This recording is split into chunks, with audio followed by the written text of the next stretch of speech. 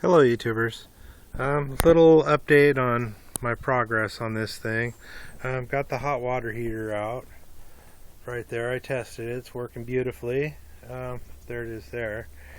The heater unfortunately is not working. It looks like I might have to replace it, but you know, that's the cost of RVing, right?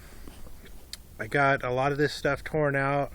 Found that all the wood on the bottom was kind of rotted in the corners, so it was easier for me to just replace them. This one post I replaced with the same size material. However, up front I went with a solid piece of medium density fiberboard because I had some laying around, enough for both sides, and I went ahead and replaced those. I replaced the wood underneath here for the deck. There's the old piece right there. It's pretty terrible. As you can see, I didn't really have too much template to go on, but I had enough and it worked. Up here, took care of all this. Now, buddy lent me this stapler that just does these obscenely large staples. It's awesome. Over in here, they build these coaches by first building the camper and then they put it on the van. That gives me some extra difficulty because right around in here, that's just where it was all open before when they built it, and now had to actually come over here and unroll right in here this metal, tilt this back to get to all the staples for the metal along that piece of plywood.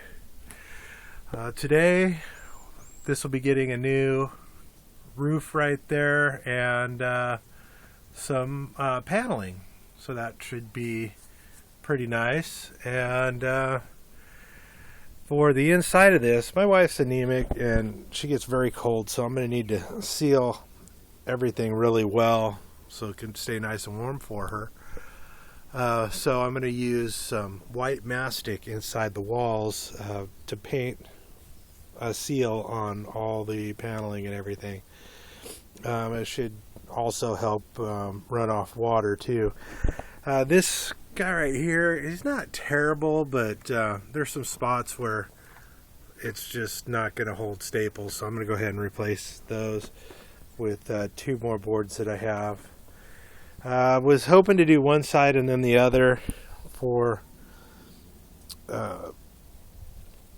like to figure out what dimensions and everything there are, but the problem is all my plumbing in here got frozen and broke, so I'm gonna have to pull the siding off to about under the windows on this side. I might go ahead and pull it all off and replace the paneling and whatnot in there and all the plumbing. It froze so bad that over here I'll rush back around. There are a lot of spots everywhere like that where the plumbing got blown open from freezing everywhere, all over the place. This right here I'm going to go ahead and seal up because the black water tank is the only tank I'm going to use, and there is a vent tube for it right here and right down to there, so that'll be fine since it's not going to have a gray water tank. There's just really no place to put them under here. All the gas pipe, I had to pull all that out because they actually used galvanized water pipe for the gas, and I'd like to do it right, put the black pipe in and whatnot. Around here, this is going to be a challenge, but it'll be alright.